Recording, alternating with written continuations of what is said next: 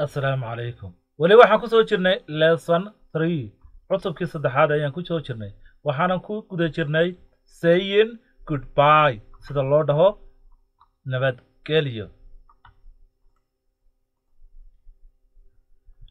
parting phrases baan dhiganay waxaan idhi waxa jira phrasesyo kala duwan oo loo dhaho goodbye waxa ka mid ah alright baa ka mid ah markaad kala tegaysaan aad leedahay goodbye waxaad oran kartaa alright everyone it is time to head off waa waqtigii aan sii bixi lahaa weeyaan waa waqtigii aan tegi lahaa anyway guys si kastaba asxaabay akhyaaray I'm going to make a move waan sii baxayaa waan sii tegayaa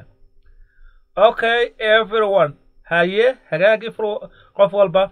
it is time oo waqtigii to leave aan bixi lahaa waxaad leedahay okay everyone it is time to leave waa waqtigii aan bixi lahaa waxaad kaloo leedahay see you later ama see you tomorrow ama see you soon talk to you later baad odhan kartaa waan soo wada hadli doonaa xilli dambe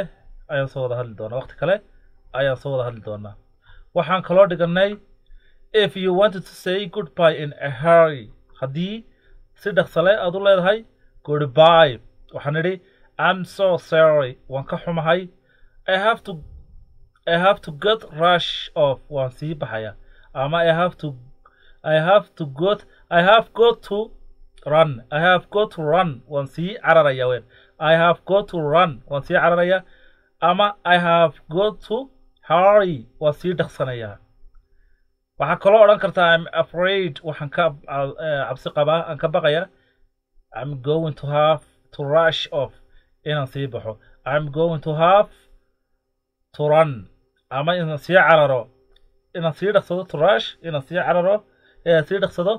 to run inaan sii cararo ama to have to hurry inaan sii dhaqsado intaas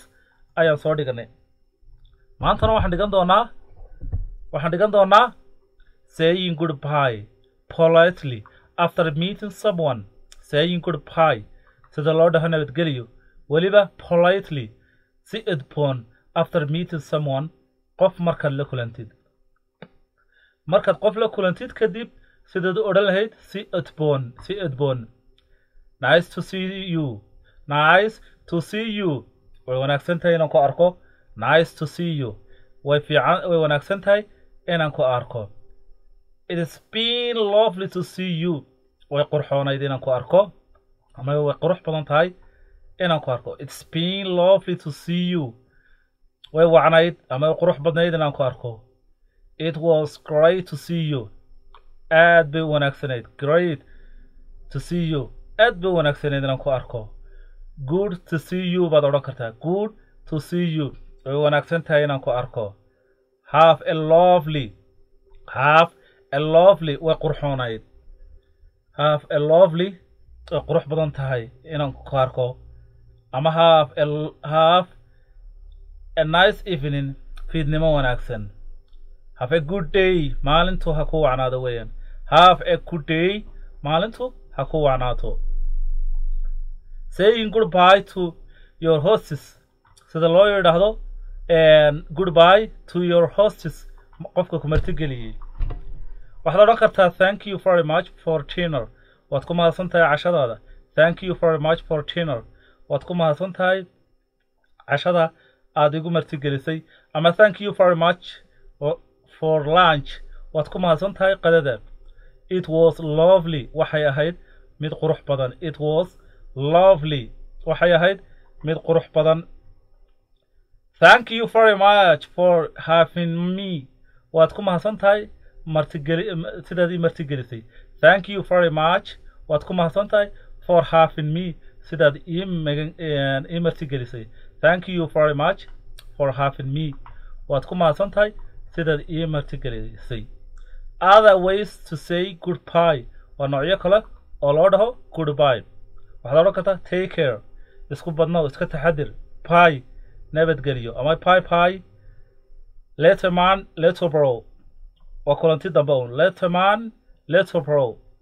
have a good day have a good one maalinta ku wacnaado have a good day bay la macnaa tahay. It's time to go. It's time to be going. waa waqtigii aan sii tagi lahaa weeyaan. It's time to be going. waa waqtigii aan sii tagi lahaa. So long waa see you later. So long waa see you later. kulanti dambe. ta ugu dambaysa slang goodbyes waa salaamaha nabadgelyada suuqdiga ah. Catch you later waan ku soo qaban doonaa. Catch you later waan ku soo qaban doonaa. Peace and peace out iyaduna waa arki doonaa weeyaan. I'm out waa sii baxaya. Smell you later kulanti dambe. Smell you later waa kulan dambe. casharkeeni maanta intaasuu ku jooga waa inoo casharka xiga.